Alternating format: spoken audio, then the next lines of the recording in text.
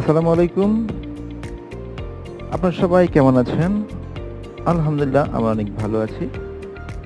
এমনিশিওর blogs থেকে সবাইকে সুস্বাগতম। তো এখন আছি আমি সিঙ্গাপুরের চিংসং শপে। এটা হচ্ছে বাংলাদেশের আগোরা এবং স্বপ্নের মতো।